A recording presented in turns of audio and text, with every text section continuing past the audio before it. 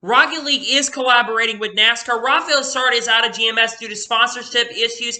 And Matt DiBenedetto might be going to Team Penske in 2022. What's going on, guys? It's Daniel, and welcome back to our video. We got a lot of NASCAR stories to discuss here today on the channel. Let's go ahead and just jump straight to it. We're going to jump into all the throwback paint schemes first. Let's go ahead and just jump straight into this. The first throwback paint scheme we're going to take a look at is AJ Allmendinger's throwback that he will be running. He is running a throwback to his 2014 Watkins Glen win. I like it when the sponsors can get really creative with these throwbacks. I think this throwback is awesome. They did a really good job basically replicating his Watkins Glen win in 2014. It is a very solid throwback, and I cannot wait to see us out on the racetrack here at Darlington International Speedway. The next throwback paint scheme we're going to take a look at is BJ McCloud's throwback scheme, which he is throwing it back to Joe Weatherly's 1963 car. They did a solid job on his throwback. Of course, it's black and white, so you really can't see the car, to be honest with you. I wish they would have given us like a clear cut with color and all that stuff. But in my honest opinion, it's a very solid throwback, in my opinion. And I'm definitely looking forward to see that they're throwing it back to Joe Weatherly, which are going back to 1960s, which is really awesome, by the way.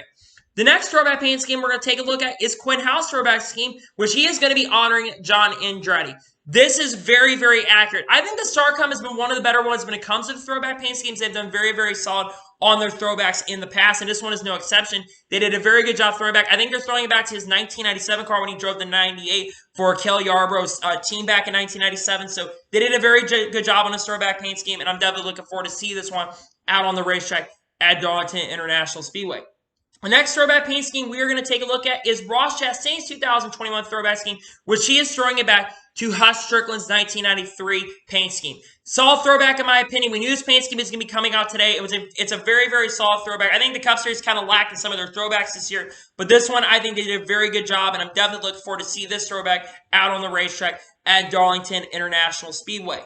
The next throwback we're going to take a look at is Spencer Boyd's throwback. He is throwing it back to Jack Spray's number 60 truck in the Truck Series. Spencer Boyd, of course, drives a 20 in the Truck Series. He is throwing it back to Jack Spray's 60 car when he drove for Jeff Wilder in Truck Series, I think in 2006 and 2007. Very solid throwback, in my honest opinion. They did an awesome job on this one for sure. It is really awesome for sure, and I'm definitely looking forward to see this paint scheme out on the racetrack and this throwback out on the racetrack at Darlington International Speedway. The next throwback paint scheme we're going to take a look at is Stuart Fries's throwback paint scheme, as he is throwing it back to Tim Richmond's when he drove for Hendrick Motorsports when he drove the 25 car. This throwback looks awesome. They got the gold number right on this car for sure, and the colors look really awesome. The red, it's very accurate, and I'm definitely looking forward to see this one out on the racetrack at Darlington International Speedway. The next throwback paint scheme we are going to take a look at is Corey Roper's 2021 throwback scheme, as he is throwing it back to Bobby Hamilton's 2005 car. Bobby Hamilton drove the 04, so it makes a lot of sense for him to run it. They did a solid job on this paint scheme for sure, and again, it looks nice for sure. The colors match up very well as well, and I'm definitely looking forward to see this throwback out on the racetrack at Darlington International Speedway. The next throwback paint scheme we're going to take a look at is Anthony Alfredo's throwback paint scheme, as throwing it back to Alan Kulwicki, which are throwing back to his 1985 car. Very accurate throwback paint scheme as well. Again, of course, it's not the same right manufacturer, of course, but again, they're going to have people running different manufacturers as well. But it's a solid throwback for sure, and I'm definitely looking forward to see this throwback paint scheme out on the racetrack at Darlington International Speedway. The next throwback paint scheme we're going to take a look at is Michael McDowell's 2020 throwback scheme, as he is throwing it back to Bill Elliott's Coors car.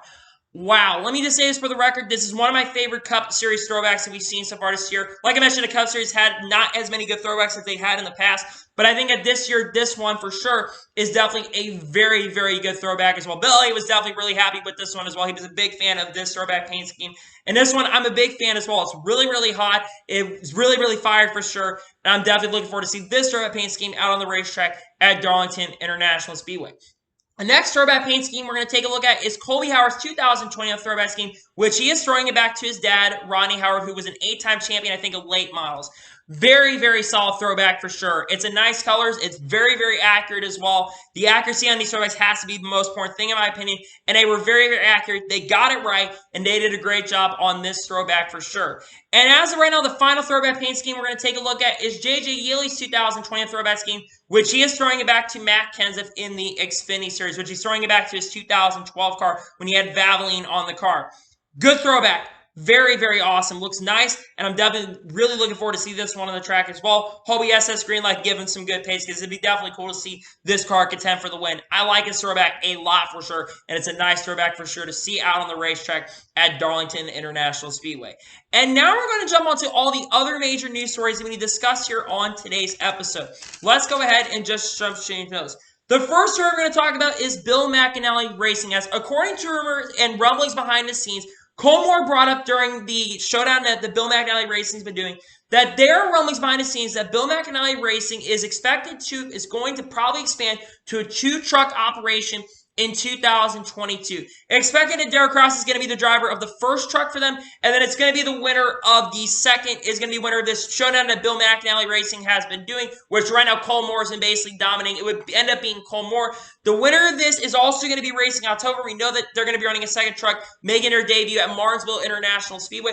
So it's expected that it's going to be Cole Moore who's going to be that driver. I would not be shocked if he would end up being the driver. But yeah, it's really nice to see that Bill McAnally Racing is definitely trying to expand to a 2-truck operation. It'd be really cool to see them expand. Of course, I think they're also got a Tory backing as well, in some sense as well. So it's definitely awesome to see them looking to expand a 2-truck operation, as they're a team that's been working hard for a very long time.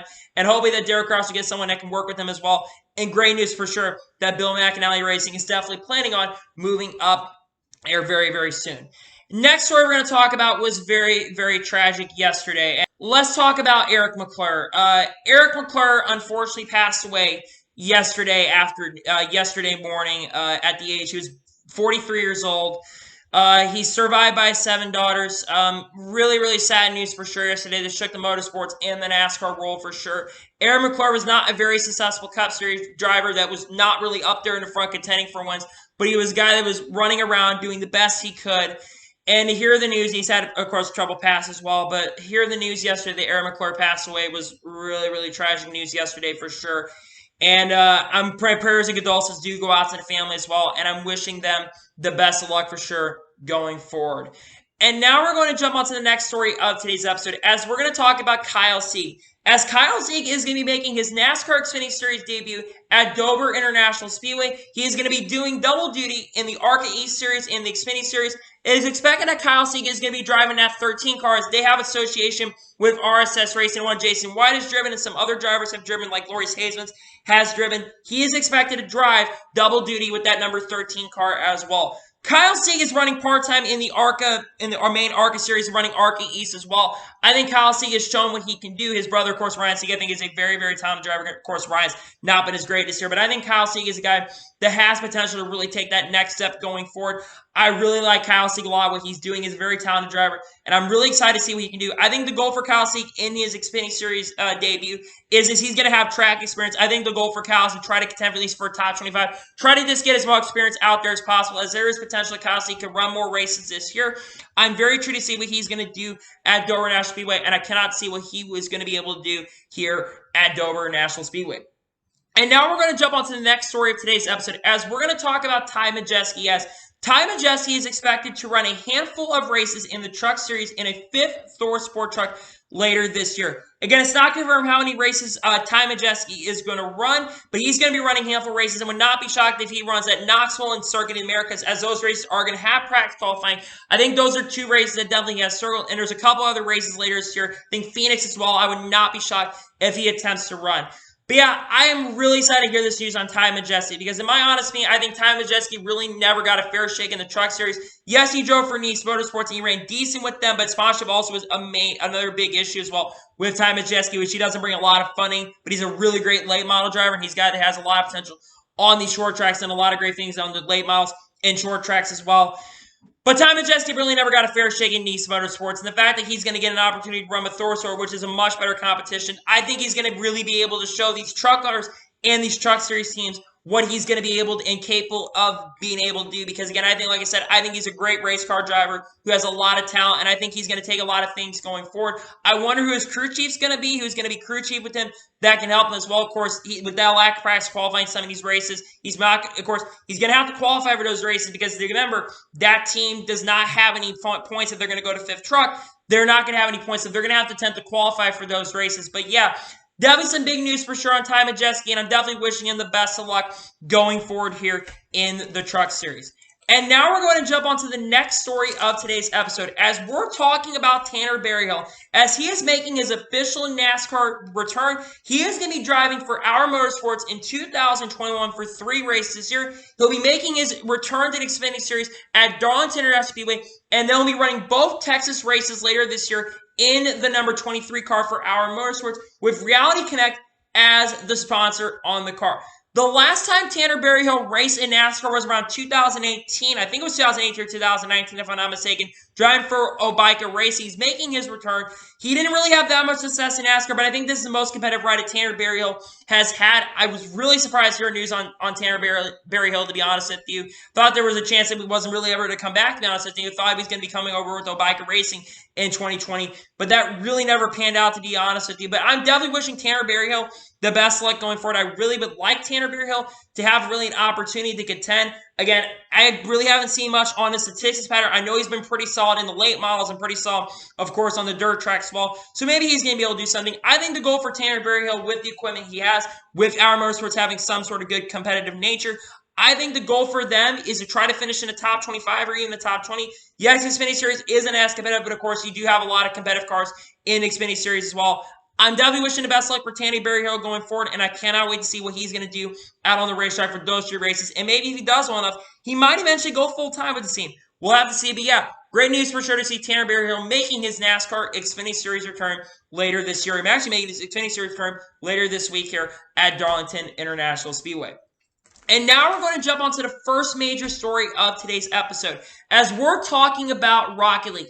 As Rocket League, according to Adam Stern, is going to be rolling out its new collaboration with NASCAR, the first time in Rocket League history that sponsors are being allowed on the video game's virtual cars. The teams that have been involved in this are Roush, Stewart-Haas Racing, Team Penske, Chip Ganassi Racing, 2311, Hendrick Motorsports, Joe Gibbs Racing, and Richard Petty Motorsports. Roush is using Ryan Newman. Stewart-Haas Racing is going to be using Eric Almirola. Penske, I believe, is using Joey Logano or Ryan Blaney. I don't remember exactly. Chip Ganassi is going to be using Kurt Busch, I believe. 2311, of course, is using Bubba Wallace's car. Hendrick is using, I believe, Chase Elliott. Joe Gibbs Racing, I can't remember who that guy is. And on Rich Petty Motorsports, they're using Eric Jones for them.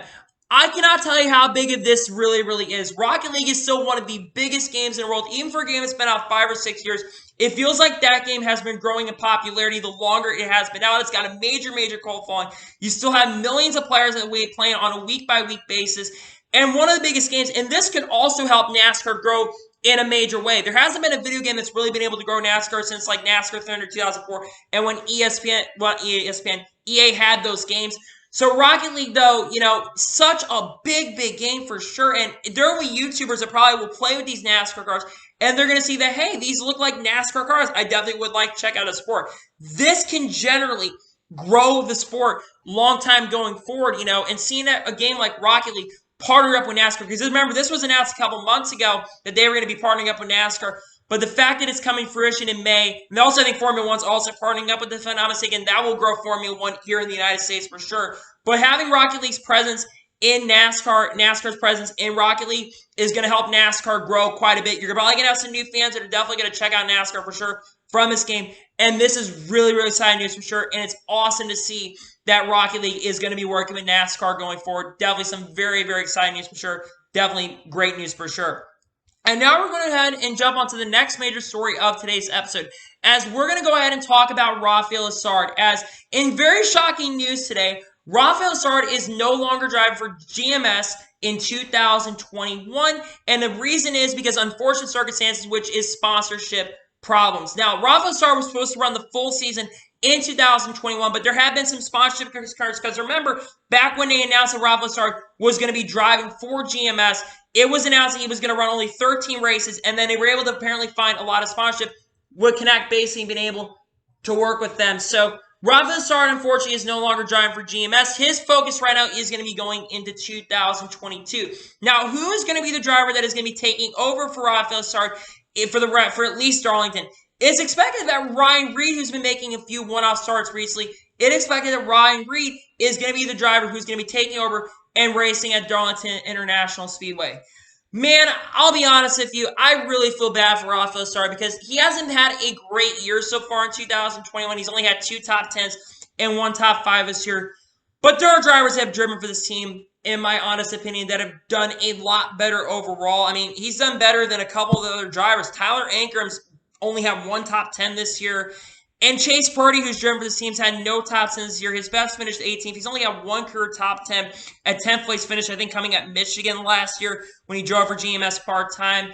And Rafael's a guy that does have a lot of talent. And, I mean, he won a Talladega for Kyle Busch Motorsports and has had some stage wins as well. It is really unfortunate to hear this news today because I think that Rafa Sarandeses is a guy that definitely has a lot of potential going forward. He's a guy that's shown what he's been able to do. He was getting better with Kyle Busch Motorsports, and the more experience he gets with the team, the better it seems like. Yes, like I mentioned, he hasn't had a great year so far, but this has been an issue with GMS as well. GMS has had struggle with sponsorship this year. Truck Series had a lot of issues with sponsor problems this year. I mean, you take a look back at Las Vegas where like 12 of the trucks this year were sponsored by them, like Sheldon Creed, Zane Smith. Rafael was another guy that got sponsored by them. There were a lot of drivers that got sponsored. Parker Kligerman, Grant Enfinger basically got sponsored so Grant could run basically the whole entire year. It's really unfortunate. Now, I'm hoping Rafael maybe gets an opportunity maybe later this year to race at another track. I really feel for Rafael, man. The guy does have a lot of talent. He has a lot of potential to take that next step forward, and he's not really going to be able to do this next year with a really, really competitive team. I know GMS this year is struggling. In my honest opinion, if you want the truth, I think they should downsize it down back to 3 or 4 cars because I think that's another reason that Rafael's been struggling is GMS has a lot of inventory this year. They're running the most cars full-time that they've ever run. I think they need to downsize back to like 3 or 4 trucks because they were more competitive with guys like Johnny Snyder. They also really this year don't have a lot of veteran experience on their team. Their most experienced driver on their team is Sheldon Creed, who's only been racing since 2018. So they have not a lot of veteran experience on their team. Yes, they have some veteran crew chiefs on their team, but they've really been struggling overall. GMS has. Sheldon Creed had a pretty good run, and then he ended up finishing in the back. Zane Smith had a solid run this weekend, but GMS has really been overall struggling this year. Toyota's pretty much dominated. So if I was GMS, I'd cut back down to 2 or 3 cars, but I really feel for Rafael Sarandeses. I really, really do. I hope he gets another opportunity later this year to drive for another organization. I'm hoping for the best going forward. I really do feel bad for Rafael Sarandeses, to be perfectly honest with you. And now we're going to jump on to the final story of today's episode as we're going to go ahead and talk about Matt DiBenedetto. We have talked about Matt DiBenedetto a couple times, speculating in regards to where Matt DiBenedetto could eventually end up going. Now, we've talked about him maybe going to 2311 Racing going forward. We talked about him maybe going to Roush or Stewart-Haas Racing. But there might be a new player in the mix where he could end up going forward for 2022. Team Penske. You heard that right. Matt DiBenedetto might end up going to Team Penske in some sort of capacity for 2022. Larry McReynolds brought up on the broadcast yesterday that Matt DiBenedetto apparently has an option with a Team Penske for 2022. So he could go to Team Penske in 2022. And Larry McReynolds knows a lot of things that a lot of people don't. So there was a lot of speculation now in regards to how could he go to Team Penske in 2022. There's 2 options. Of course, he go down the Xfinity Series and drive that 22 car, which would be very, very possible as well. I think Matt DiBenedetto, if he went back down the Xfinity Series and drove that 22 car, I think he would be very successful. I think he would almost do as good at Austin Cindric said. Because the last couple weeks, Matt DiBenedetto has really been putting up some good performances. You look at his statistics the last few weeks. He's gotten 2 straight top 5s the last few weeks. He's been really, really solid, and he's had 3 straight top 10s, and now he's in the playoffs as well. So his performances have really been showing. Like I mentioned, we've been speculating about 2311, Roush, and all those other organizations as well. But the other option for Team Penske is a fourth car with Team Penske in the Cup Series. This year, they've been running part-time at Austin Cindric in the 33 cars. Remember, Matt DiBenedetto is not going to be returning Wood Brothers in 2022. We already know this. Austin Cindric is going to be replacing him. They've been running a 33 car to get Austin Cindric a lot of experience. They've ran 4 races with Austin Cindric so far. He's run at Daytona 500. He's ran at Richmond, Atlanta, and he's also run this past week at Kansas where he was being pretty solid as well until the end of the race where there's some issues with him and Ricky Stenhouse Jr. I think that there is a very good possibility that if he was to go to 4th car, they're going to have to get a charter. But I think there's a very strong possibility, especially with the performances that Matt DiBenedetto has been having the last couple weeks. I would not be surprised if Matty D ends up going over into Team Penske full-time in 2022, maybe in the Cup Series in that 4th car, as they might be able to acquire a charter. Look at Stewart-Haas Racing. There's a chance Stewart-Haas Racing could downsize. You got some charters that might be opening up. Of course, there's some teams that are looking at maybe potentially getting some charters. You look at teams like College Racing is trying to get a charter. So they're going full-time next year. We know that they're for sure going full-time next year. 2311 Racing wants to expand to 2 cars. You have Trackhouse, who's trying to buy a charter from Spire Motorsports right now because, again, they're only leasing a charter right now, and they're trying to get that charter from Spire Motorsports. Like I said, Spire has 3 charters. You have other organizations like Junior Motorsports who want to jump up to the Cup Series, and now you have this in the play.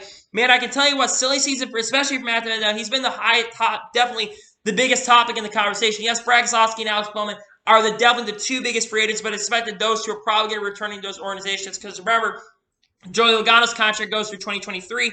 Ryan Blaney's also, I believe, goes through 2023. And Brad's contract is a 1-year deal with that team. But it is expected that Brad Keselowski is going to be returning to Team Penske in 2022 as they're beginning the contract talks. As reported after the Atlanta race, the day after, that contract talks have begun going over with Brad Keselowski. And really no one talked about that. But there have been contract talks and negotiations going on with Brad Keselowski. So I can definitely see Brad Keselowski going.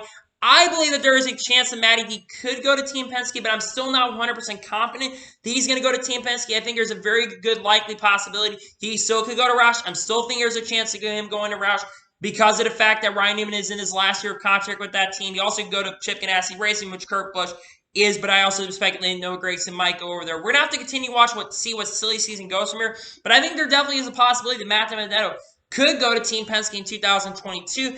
We're going to have to watch and see what happens going forward in the silly season. So, anyway, that is going to be for today's NASCAR news video. I want to thank you guys for watching. Please like, subscribe to the channel, turn notifications so you be notified when a video does go live on my channel. Follow me on Twitter, Facebook, and Instagram, and support my Patreon as well. Links are below for that and comment your thoughts on today's video. Do you think Matt DiBenedetto is going to end up at Team Penske, or do you think he's going to end up at another organization going forward? Let me know in the comments below. And what are your thoughts about Rafael Sarandeses no longer driving for GMS in 2021? And do you think that he should go somewhere else going forward, or do you think that he does not deserve a ride at all? Let me know in the comments below. Like I said, I want to thank you guys for watching today's video, and I'll see you guys next time for some more great and awesome NASCAR content. Take care, everybody.